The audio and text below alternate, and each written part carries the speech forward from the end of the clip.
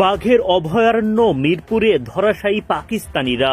Shariful Shakib মেহেদীদের bowling দাপট, টাইগারদের থাবায় দিশেহারা সালমান ফকর হারিসরা।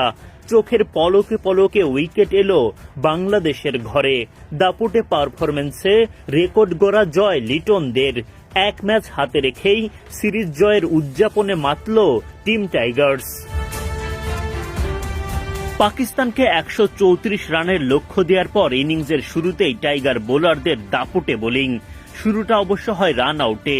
ঋষাদের দারুণ থ্রোতে স্টাম্প ভেঙে দিয়ে সাইম আইয়ুবের বিদায় ঘণ্টা বাজান লিটন দাস। মোহাম্মদ হারিসকে এলবিডব্লিউর ফাঁদে ফেলেন শরীফুল ইসলাম।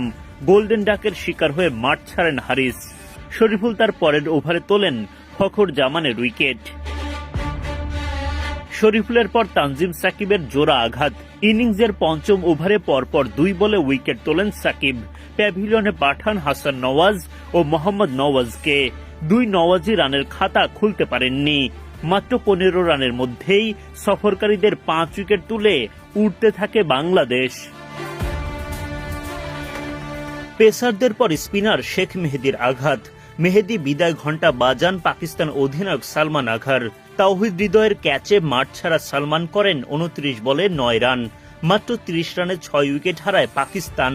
বাংলাদেশ স্বপ্ন দেখতে থাকে জয়ের। এরপর খুশদিল শাউফ উইকেট হারান মেহেদীর বলে। মিরপুরের কঠিন কন্ডিশনে তাসের ঘরের মতো ভেঙে পড়তে থাকে পাকিস্তানের ব্যাটিং লাইন আপ। দাপটে জয় তুলে নিয়ে এক ম্যাচ হাতে রেখেই সিরিজ নিশ্চিত করে ফেলে বাংলাদেশ। সিরিজ জয়ের লক্ষ্য নিয়ে মঙ্গলবার পাকিস্তানের বিপক্ষে মাঠে নামে বাংলাদেশ। টস হেরে আগে ব্যাটিংয়ে লিটন বাহিনী। মাইলস্টোন ট্র্যাজেডি স্মরণে 2 দলের খেলোয়াড়রা কালো ব্যাজ ধারণ করেন এই ম্যাচে। খেলা শুরুর আগে করেন 1 মিনিট নীরবতা পালন। তানজিদ তামিম বিশ্রামে। ইনিংস শুরু করেন পারভেজ ইমন ও নাইম শেখ।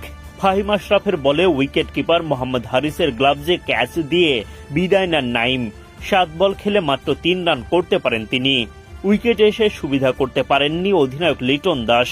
সালমান মির্জাকে উড়িয়ে মারতে গিয়ে ধরা পড়েন হাসান নওয়াজের হাতে। 9 বল খেলে 8 রান করেন টাইগার অধিনায়ক। জোড়া উইকেট হারানোর পর রান আউটের শিকার হয়ে মাঠ ছাড়েন তাওহিদ হৃদয়। রানের খাতায় খুলতে পারেননি হৃদয়।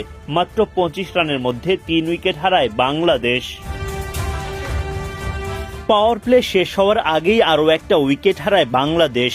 পাকিস্তানের অভিষিক্ত পেসার আহমেদ দানিয়ালের বলে ফাহিম আশরাফের হাতে সহজ একটা ক্যাচ দেন পারভেজ ইমন। 14 বল খেলে 13 রান করেন এই ওপেনার। 28 রানে 4 উইকেট হারানো টাইগারদের হাল ধরেন জাকের আলী অনিক ও শেখ মেহেদী। শেখ মেহেদী দায়িত্বশীল ব্যাটিংয়ের মাঝেই হঠাৎ তালগোল পাকিয়ে ফেলেন। মোহাম্মদ নওয়াজের বলে ছক্কা হাঁকাতে গিয়ে ব্যাটে বলে ঠিকঠাক কানেক্ট করতে পারেননি।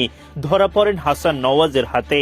25 বল খেলে 2-4 ও 2 ছক্কায় 33 রান করেন মেহেদী। এরপর উইকেটে এসে দানিয়ালের বলে বোল্ড হওয়া শামীম পাটোয়ারি করেন মাত্র 1 রান। একের পর এক উইকেট হারানোর মাঝে জাকের আলী অনিক লড়াই চালিয়ে যান এক প্রান্ত থেকে। আর তাতেই দলীয় শতক পার করে বাংলাদেশ।